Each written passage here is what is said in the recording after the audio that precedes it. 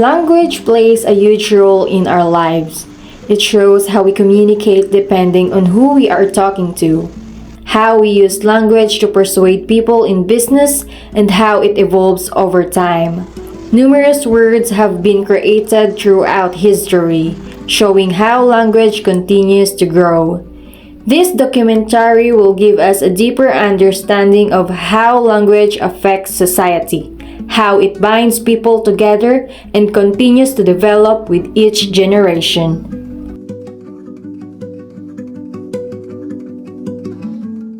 Hi, I'm Maria Josephine S. Aldover. Nag-work ako as part-timer here in Taguan. Tapos nag-start siya noong 2018 and yung branch niya here dito sa highway ng Marolas is 2022.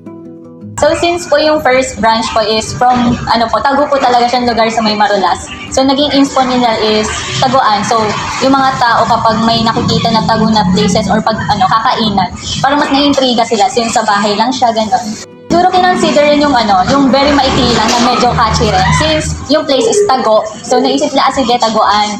And yung, parang yung sa name kasi na yun, may isip nila, affordable or budget friendly yung food, gano'n. Since yung ibang, restaurant is mahaba yung name, yung ibang tao hindi nila ma-pronounce or hindi nila ma-explain kung saan ba sila kakain or gano'n. Since yung iba naman ngayon is very maikli lang talaga yung name. Parang mas naisip nila, sige catchy na lang, very short. Para kapag hinanap ng tao, isipin nila, ayan yun, dito yun sa Valenzuela, nakita nyo ba yan? Ganon, mura lang dyan, ganon.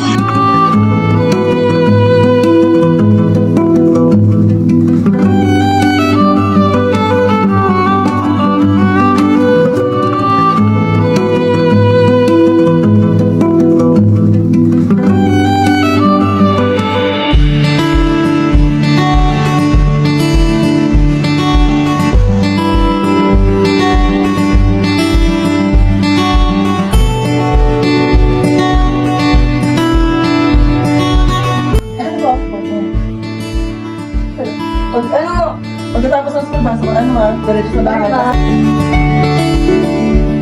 Kasi ako sa quiz, dali.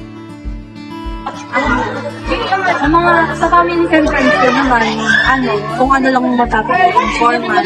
Sa teachers ko naman, formal lang ako, formal lang akong salita. Kailangan talaga pinag-ibigan ko yung sabi ko.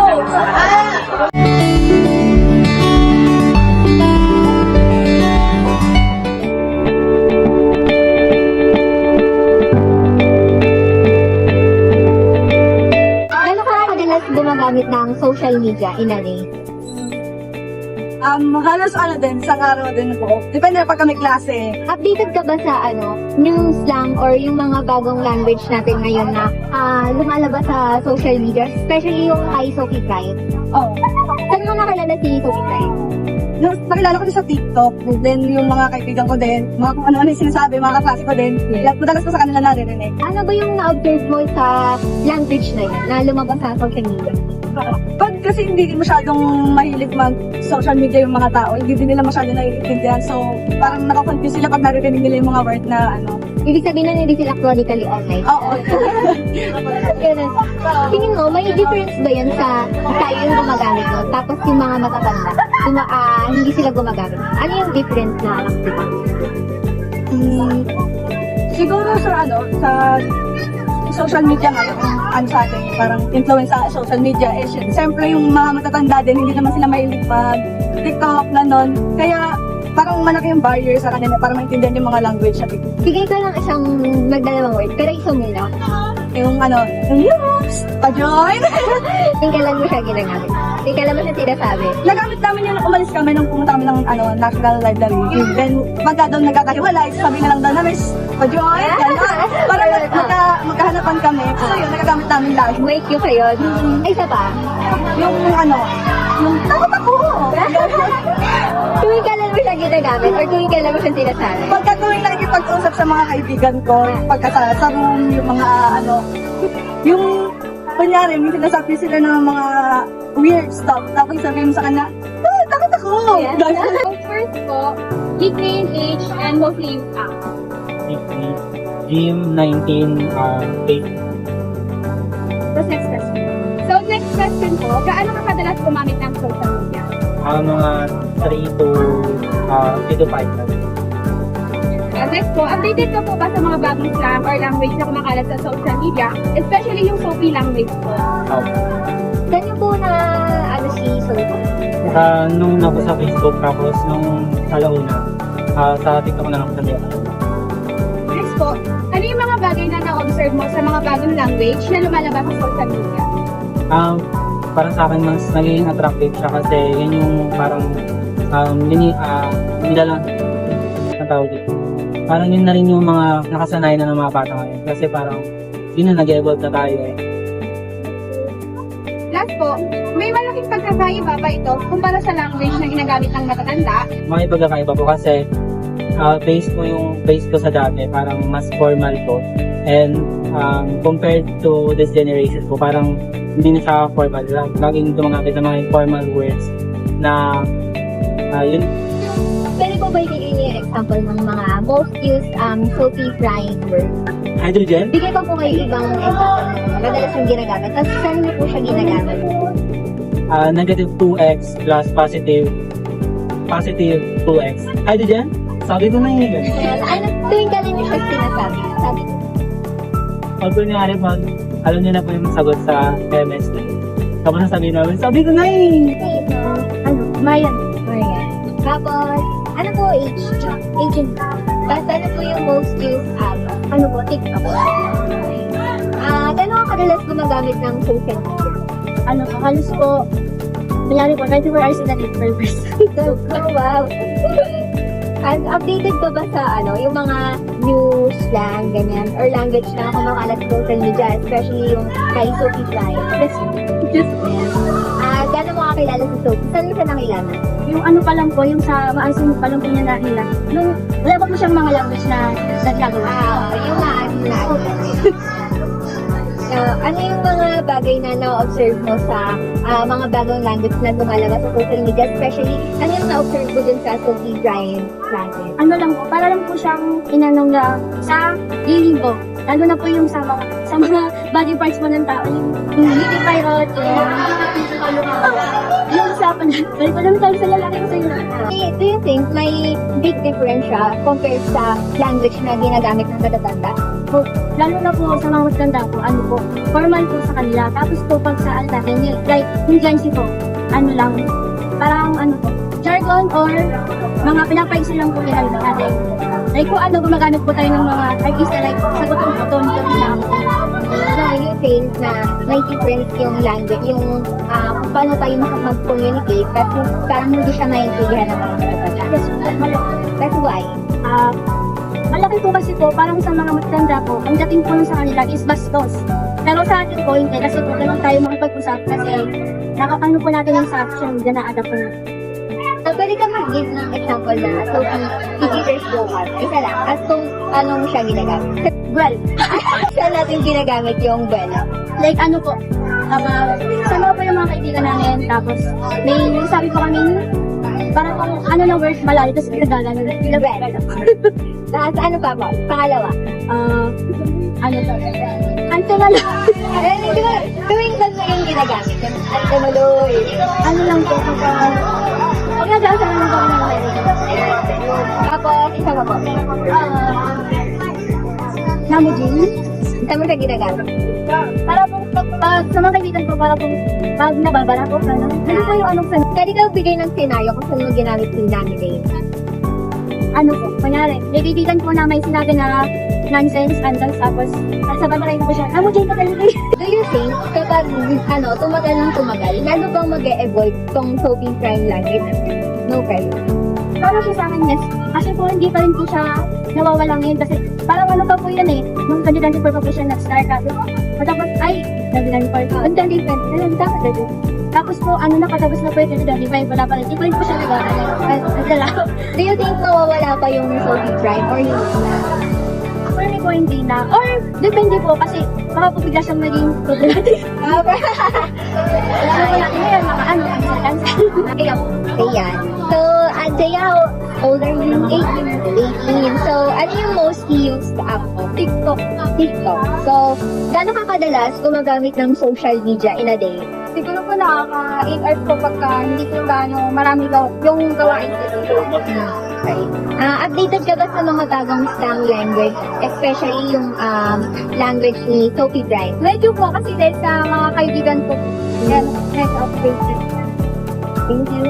Tapos, ano yung bagay na na-observe mo sa mga bagong language na lumalabas ngayon sa social media, especially yung kay Sophie Prime? Ano ba yung napansin mo sa Sophie Prime language? Saan ba siya ginagamit madalas? Madami namang gumagamit. Opo, ano po, minsan, nung napapansin ko po, may tono na siya, tapos pag nakikipag-usap po sa kaibigan, may expression na rin po, gano'n. May malaki ba yung difference sa makukumpara mo ba yun sa language ng mga matatanda? Ano yung difference nila? Yung distinction nila? Siguro, yung sa mga matatanda po, formal po, tapos pag ngayon po sa atin, hindi na siya parang ginagawa natin yung katatawanan. Bali Yeah. lang kasi, You think yung pag nagsalita ka ng vocab ni Sophie Bright, tapos kausap mo matanda, you think maintindihan ka niya? hindi. Kasi masyadong seryoso po yung mga matatanda. Yes. Baka mapagalitan lang po pag ginamit yung gano'n. Pwede ka ba magbigay ng word? Tama na po! Tuwing kailan mo siya ginagamit? Yung pag nag-usap kami ng mga kaibigan ko, tapos may sinabi po siya, sabihin ko, ako na po! Yung pangalawa po. Sige, pagka may sinabi po siya, tapos, sige. And pag may sinabing katulad na, Nung may sinabi ko siya na okay po, kahit po ko, tapos kailangan gagala kami. yeah, Ginagamit yung overload sa S pagka sobrang na po kaaway yung mga tinatanong sa mga kaibigan. And do you think, kapag tumagal yung Sophie Prime language, hindi mo ba, lalo madadagdagan pa siya tapos gagamitin pa rin siya ng mga tao? Siguro po, opo, kasi lalo po na yung mga tao ngayon, mga Gen Z, ginagamit ko talaga. Kasi ngayon, yung sa kapatid ko nga po, minsan parang narinig ko kung ginagamit natin yung mga ganong word. Bueno! Ano po yung most use na? For me po, yung TikTok sa yung Facebook. For me naman po, TikTok din and Facebook. Next po is, gaano po kayo kadalas yung gamit ng social media? Ano po, madalas po. Kasi nakikita ko po dito sa usage ko sa phone is parang mga 8 hours gano'n. Sa akin naman po, kapag may time na ako makagamit ng social media account, kasi po minsan gumagala rin po kasama ng mga kaibigan. Kaya hindi ko masyado nagagamit yung apps and yung social media. So, next po, updated po kayo sa mga bagong slang or language po. Specifically po yung Sophie language na kumakala po. Aware po ako. Or mga other slangs like, yung others lang po aware naman po kami. Same with Alexa. So, have you heard any languages like yung nasa Sophie language? Or, hindi na po siya usually ginamit, pero naririnig ko po sa with classmates, Yes. ano po yung mga words na nagagamit ko yung naririnig? Usually yung mga talaga kami. Kasi mga friends ko kasi din bakla. Tapos siya din is gay din, transgender. So, ang usually ginagamit talaga namin slang is yung mga gay lingo, ponyo, mga pang gano'n. Ano po yung mga words na nagamit nyo or naririnig nyo po na galing sa Sophie Prime language? Yes, galing, tapos, Ako naman mo, Jay. Like lang. Tapos usually, anong situation or anong mga eksena nyo po naririnig yung mga ganun? Pag nakikipagkulitan po with friends, ganun, madalas po talaga namin nagagamit. Same din po sa sinabi. So do you think mas malaki talaga yung factor na social media or ng mga friends nyo when it comes to mga pagiging updated sa mga ganitong bagay, sa mga ganitong languages? For me po, napakalaking impact po talaga ito. Kasi lalo na yung mga kabataan na yan, yes, parang curious sila sa lahat ng bagay eh. So parang, syempre, pag nalaman na ng isa, sasabihin na ng isa. So parang ang bilis kasi kumalat ng, chikas, ganun. So parang, ang mabilis, kaya malalaman talaga. So malaki ang impact ng social media and ng kaibigan. So tingin niyo po, may malaking difference ba yung language before sa language natin? Yes. Yes po, sobrang different po niya sa dating language and sa language ngayon. So yung dati po kasi parang mga curious word na lang po. And then ngayon po parang for fun na po, iba-iba na po yung mga language na nalalaman ng mga kabataan. Lalo na po, yung panahon ngayon is Gen Z na compare sa dati pong panahon. Sa tingin niyo, yung mga language ngayon, yung mga existing language ngayon na iba-iba na, for fun, something ganun. Sa tingin niyo ba is, sa future generations, mawawala pa siya or mag-continue pa or patuloy pa rin maaalala pa na For me naman, 50-50. Siguro, if yung word na ngayon is parang, pa rin sila, find nila na funny, siguro magtutuloy pa din. Pero, alam mo naman, ngayon, may mga word talaga na parang below the belt na yung iba sa lahat, hindi naman, okay, yung word na gano'n, hindi na yun for me magkakagal. For me naman, mas okay po na mas matutunan din po ng ang bagong lengguwahe ngayon. Ang aking tanging paalala lang po sa mga kabataan ng mga kagaya ng mga chikiting o maliliit na bata, mas mag-ingat po sila sa mga lengguwaheng ganun kasi hindi po natin alam kung yung mga binabanggit po nilang lengguwahe is makakasakit po o makakaano po sa ating mga damdam. Kaya yun lang. My name is Alakit po. So my name is Nathan Natarape, but you can call me ABN 11 Dash. 1, 2, 3, bueno! In the end, this documentary reveals a powerful truth. Language is alive. We shape it every day through how students speak at home, in school, and with friends, how business owners connect with customers, and how social media creates new expressions. Language grows because we grow, and as long as people communicate and express themselves, language will continue to evolve, reflecting who we are and the society we build.